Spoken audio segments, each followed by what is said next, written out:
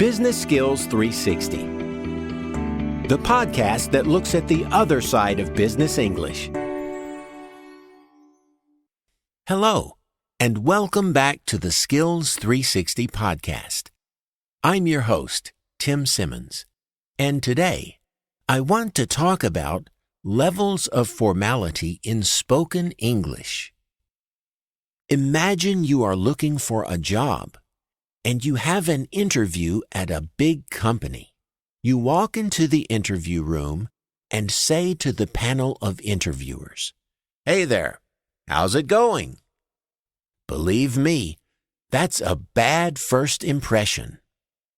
Or, what if you go to the bar to meet an old friend, and when you see him, you extend your hand and say, "Good evening, and how do you do?"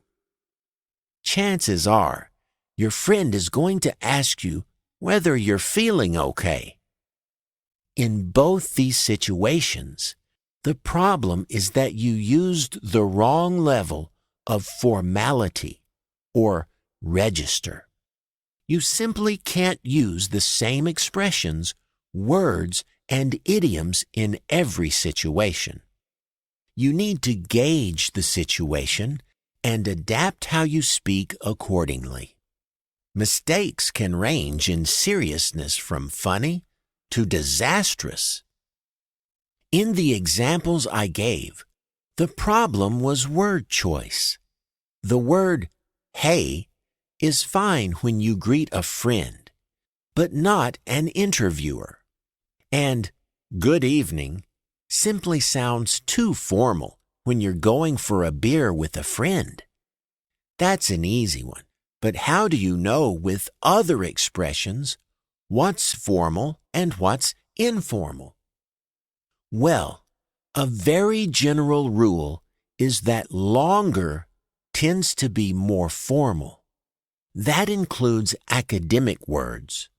Just think of consider or select or discover. Those are more formal than think and pick and find. On a related note, phrasal verbs tend to be more informal than academic verbs. So, cut down on spending is less formal than curtail spending. And call off a meeting is less formal than cancel a meeting. There's another important difference between formal and informal words, and that's about how precise our words are. Informally, we can get away with being really vague, using nouns like stuff and things, or adjectives like good and bad. But in professional settings, those words sound too informal because they lack precision. When it comes to word choice, there's another area where you need to be careful, and that's with idioms. You might have learned that native speakers often say that something rocks if it's good, or it sucks if it's bad. But did you learn that those are informal expressions?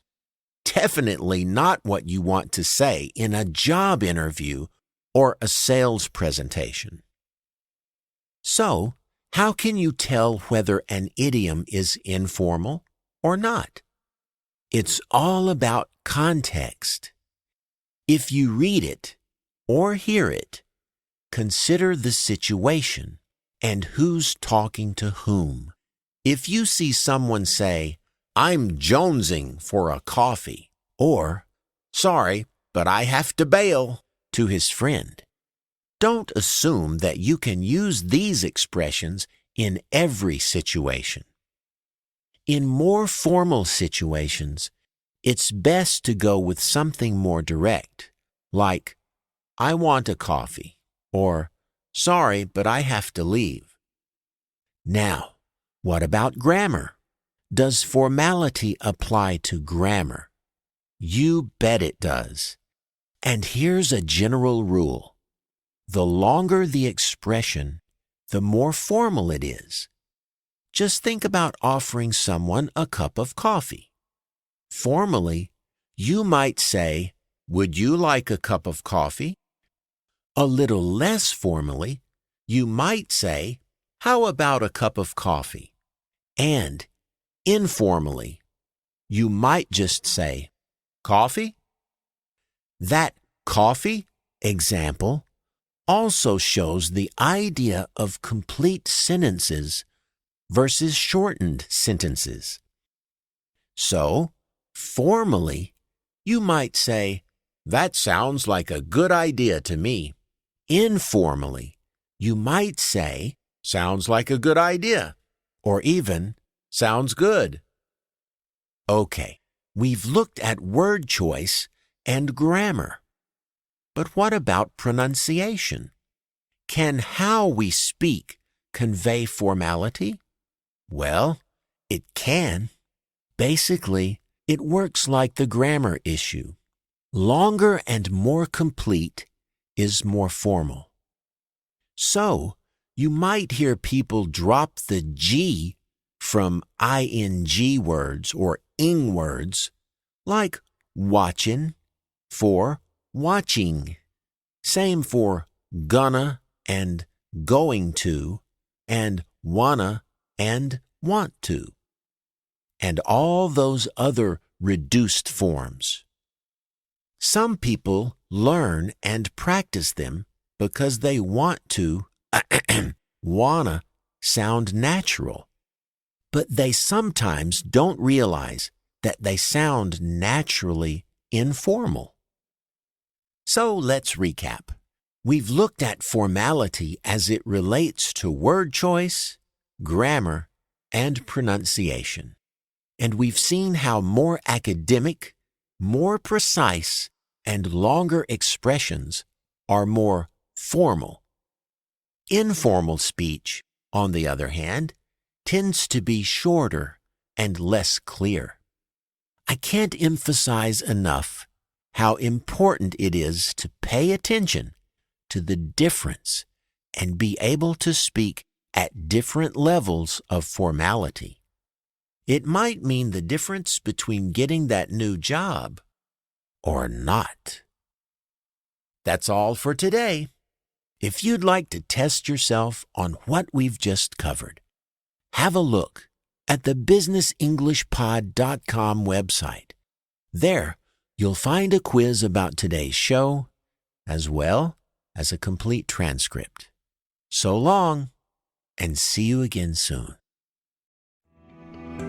Business Skills 360, the podcast that looks at the other side of business English. Hello, and welcome back to the Skills 360 podcast. I'm your host, Tim Simmons, and today I want to talk about the different levels of formality in spoken English. Think about how you speak in your first language. Do you talk the same way to your colleagues as your wife? Or the same to your friends as your boss? Of course not. Different people and different situations mean different levels of formality. We can think about 4 different levels of formality in spoken English. First is formal English. This is what you might use when you're giving a public presentation or speech. Next is what we call consultative, which is basically professional conversation, like talking to your colleagues in a meeting. Then there is casual, which is the style you use when talking with your friends. And finally, there's intimate language, which is used with your spouse or family members. Now, some language is what we call neutral, which means it works at all levels of formality. But if you listened to our previous lesson, you know that there are many expressions or ways of speaking that go clearly with one level or another. I mean expressions that are either formal or consultative or casual or intimate. Okay, now here's an easy question for you. At which of these 4 levels do people interrupt each other the most? Of course, it's intimate. Just think of the last family meal you enjoyed. Did everyone listen carefully while everyone took turns speaking? I'd be willing to bet they didn't. Family discussions tend to be more chaotic, with people constantly talking over each other and interrupting. That's okay with family, but as you move up the scale of formality, interruption becomes less and less frequent. With friends, there's still lots of interruption. In meetings, there's some well-timed interruption. But in a presentation, it's not good form to interrupt. People tend to listen and wait for the speaker to invite questions. Or, if you do interrupt, you have to make sure you do it very politely. There are a couple of other conversation strategies that change along this scale of formality. One of them is directness. Think about a statement like, "You must be crazy." In which situation would you hear that? Yes, that belongs in casual or intimate situations. When a friend or family member makes a suggestion you think is ridiculous. In meetings and other professional settings, we tend to be more indirect. So if you think your colleague has a crazy idea, you might say, "Are you sure that's the best way to go?" Humor is another thing that depends a lot on circumstances and audience. When it comes to jokes, the more formal the situation, the higher the risk. You'll know this if you've ever started a presentation with a joke that bombed.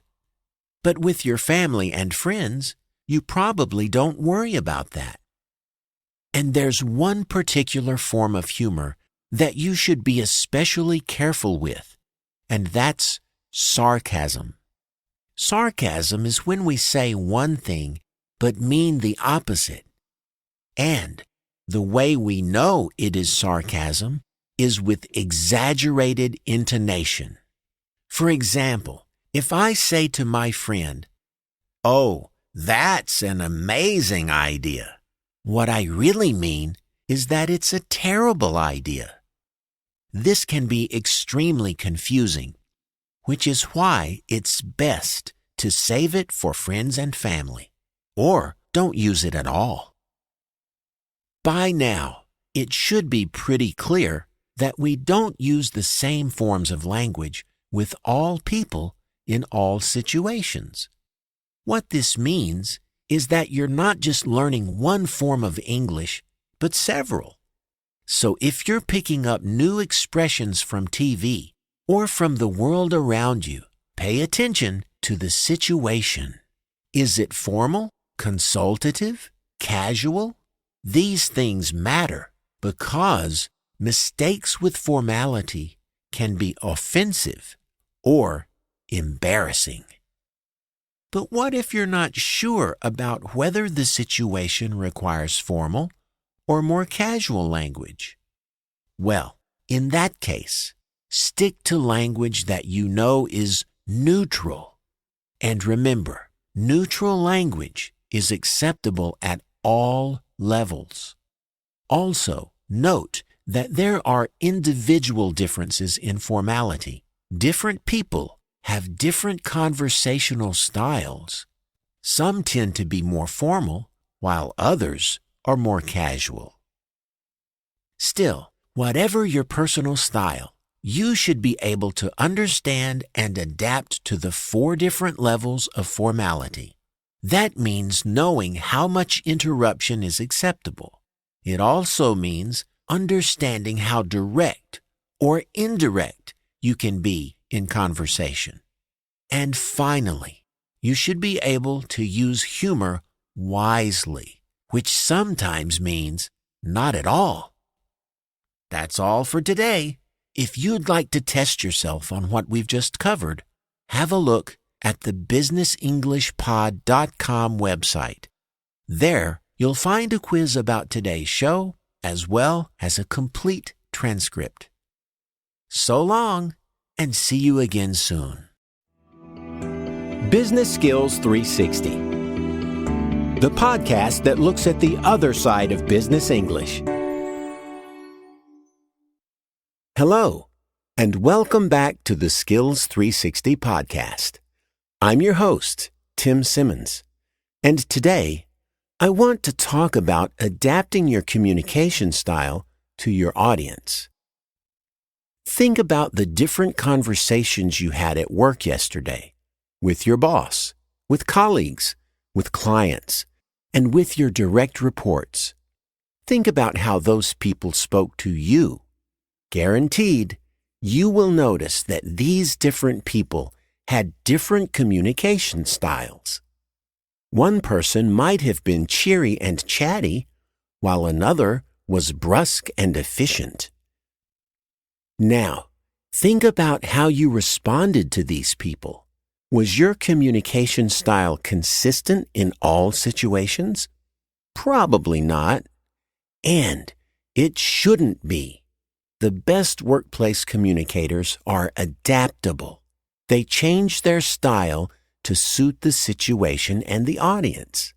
And that adaptability is critical for success. While there isn't one right way to speak to people, we might say that a broadly useful style is one that is both empathetic and assertive. That is, you know how to listen well and relate to people, but at the same time, you state your own position clearly and directly. Think of a sentence like, "I can understand how you might feel in this case, but I strongly believe this is the right move." If you remove either half of that sentence, the understanding or the assertion, you're losing something important. But being direct isn't always appropriate. There's a sliding scale of directness, in fact, with very direct at one end and highly diplomatic at the other. A direct statement might be something like, "Option A is clearly the right choice." A diplomatic statement might use softening words like might, or perhaps, or could, and stalling words like well and you know. For example, you might say, "You know, we might consider option A." So being an adaptable communicator means knowing where on that scale you should be. There's also a difference between relational and functional approaches. Relational approaches emphasize trust building and pleasantness. Taking a relational approach means starting with small talk.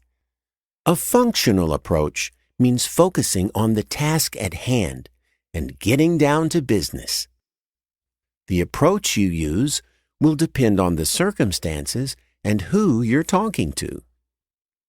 This last point is critical. Your style will change with your audience. With clients, you'll have to strike the right balance between relational and functional. And the relational aspects of communication will change depending on how long you've known them and how close you are. You'll notice differences in how relational people's approaches are based on age and industry. You might hear older bankers and lawyers, for example, talk like old friends with their clients. With the people you supervise, a high degree of friendliness may feel inappropriate, but being overly directive or authoritarian is also on the way out, culturally speaking. A more common approach with employees is likened to coaching. So, If you want a direct report to increase his sales figures, you might avoid something like, "Listen, Brian, I need to see those numbers increase." Instead, you might try, "I'm looking at your numbers here. How can I help get these up? What do you see as the obstacles to increasing your sales?" Be careful about taking either of these approaches, directive or coaching, into your relationships with colleagues or coworkers. If someone is roughly the same age and position as you, then a friendly professionalism is in order. Many people are resentful of colleagues who speak to them as though they were speaking to someone they oversee. Of course, if you have a colleague who's much younger or junior, then you might serve as a mentor and speak as a coach might. And what about talking to your boss? This is where it's really important to read and respond. Follow their lead in terms of style, but understand they can say things you can't. If your boss likes small talk, then indulge her. If she gets right down to business, then don't start off with, "Hey, Jan, what did you get up to on the weekend?" So, adapting to your audience is important, but you need to be careful. If you are fawning with your boss, aggressive with your direct reports, and surly with your colleagues, you might not be too popular. Taking a wildly different approach with different people might seem two-faced or insincere. But overall, be flexible. Use a kind but assertive style as a default, but assess who you're talking to and slide along the scale of diplomatic to direct and relational to functional. Of course, it's not just who you're talking to, but also what you're talking about in different situations. And that's what we'll explore in our next lesson. That's all for today. If you'd like to test yourself on what we've just covered, have a look at the businessenglishpod.com website. There you'll find a quiz about today's show, as well as a PDF transcript. So long, and see you again soon. Business Skills 360, the podcast that looks at the other side of business English. Hello, and welcome back to the Skills 360 podcast. I'm your host, Tim Simmons, and today I want to talk about how to adapt your communication style to different situations. No doubt you're aware of different communication styles. But do you think everyone has just one style? More likely, your style on a good day looks different from your style on a bad day. Your style during a regular staff meeting might be different from a meeting where you're going to read the riot act. Indeed, your style in a crisis should be different from your day-to-day communication. Clearly, different situations require different approaches and different kinds of language. And underlining everything here is the importance of relationships. If you're a solo entrepreneur working with your own money and with no staff, well, chances are you're not listening to a podcast about communication styles. Far more likely is that you work on a team and have to collaborate. And this means you care about cohesion and trust. So team meetings typically call for some small talk to get things going. Teamwork develops at the speed of trust, as they say. So take the time to ask people how they are. Create the space for some friendly chatter. Conduct a round of personal check-ins, and keep it light. Then, when the time is right, transition to work. You can do that by listening for something that relates to a work topic and using that as a transition. Say someone mentions a cool new website. You could say, "Speaking of websites, we should probably take a look at some of this online marketing stuff." Or You could make a transition with one or more transition words, like, "Okay, everyone. Well, I think it's time we got down to business." When you're collaborating with others, it's wise to remember that different people think in different ways. Some are more detail or process-oriented. This kind of person prefers a very direct and clear type of communication. Other people are more intuitive and big-picture thinkers. These people don't like too many constraints and might like to look at different angles. As in all things, a balanced approach usually works best. Speaking of balance, it's often good to have a bit of social time with colleagues, like going out for lunch or drinks. How does leaving the office impact your communication style? Well, you'll have to read the room or the table and get the right mix of business and social conversation. Some people hate talking about business outside of the office, while others can't seem to talk about anything else. One thing to remember is that there are a lot of people in this world who don't really enjoy small talk, or they're not good at it. Don't get offended by this. Just find things they do like to talk about. Regardless, social settings are a chance to let your guard down and adopt a more informal style. If you're curious how a colleague's project is going, you wouldn't say, "Could you give me an update on your project?" That's office talk. In the pub, you're more likely to say something like, "Hey, so what's up with that project you've been working on?" Now, a job isn't always smooth sailing. Sometimes things happen that push us out of our comfort zone. I'm talking about dealing with a crisis. And your style in crisis will really depend on the nature of the crisis. A crisis related to the work itself will require a different approach than an interpersonal crisis. In work crises, there's often no time to waste and no margin for error. This means a very direct, clear, and assertive style is optimal. Leading in crisis may sound a bit more like command and control than leading on a regular workday. So what qualifies as direct, clear, and assertive? Imagine someone suggests a course of action that you think is a bad idea. Don't say, "Well, I guess that might work, but we could take a different approach." Those kind of hedge words like "well" and "I guess" and "might" and "could" are just muddying the waters. Instead, try, "No, that won't work. We need a different approach."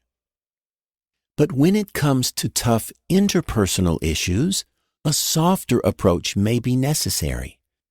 If emotions are running high, show you're an active listener. If you sense that someone just needs time and space to vent, then resist the urge to problem solve. And if you're the one having difficulties with a person, avoid being accusatory. A good practice is to avoid saying "you" and instead say "I." Like, "I get kind of frustrated when you interrupt people during meetings," rather than "you always interrupt people during meetings." As you can see, different situations require different communication styles. You don't have to be a total chameleon and just take on whatever style these people around you are using, but you do need to be sensitive to circumstances, to emotions, and to the requirements of the task. With this kind of flexibility, you'll be able to build good relationships and get things done. That's all for today. If you'd like to test yourself on what we've just covered, have a look at the businessenglishpod.com website. There you'll find a quiz about today's show, as well as a PDF transcript. So long, and see you again soon.